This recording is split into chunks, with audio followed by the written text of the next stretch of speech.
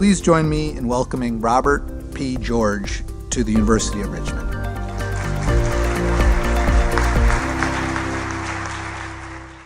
I wonder if you could tell us what got you into studying law, constitutional law, and what's your journey been like from where you began in West Virginia to here?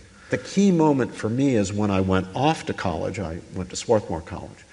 When I went off to college, and there I encountered an ancient Greek named Plato, who grabbed me by the lapels when I was assigned his dialogue Gorgias.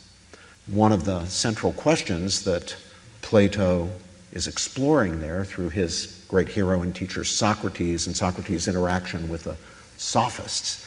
One of the great questions he's exploring is, what's the point of discussion? What's the point of debate? What's the point of dialogue? What's the point of speechifying the word?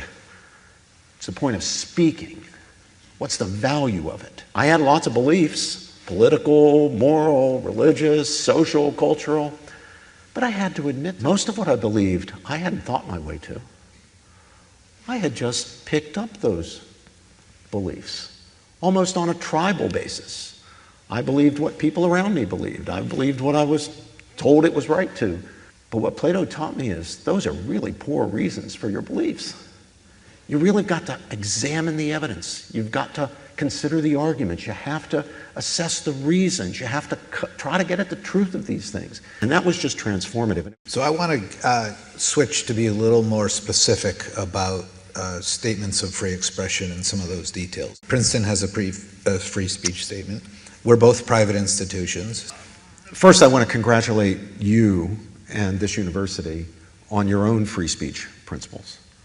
Your statement is an excellent statement, and if you live by those principles, and if your faculty and your students internalize those principles so that they become more than words on a page, they become part of the actual culture of the university, this institution will flourish. It will flourish.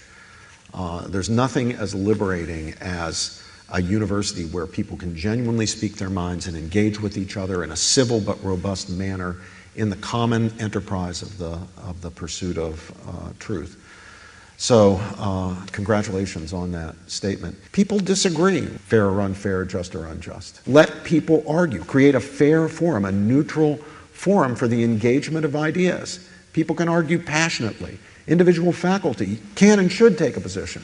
Students can and should take a position. Here's what I want my students to be. I want my students to walk out the door as determined truth seekers and courageous truth speakers and lifelong learners. Here's your last question from the audience. The person wrote, how do we practically cultivate a culture of courage in everyday ordinary life? As far as I can tell, there's only one way to do it, and that is by example. We can preach it.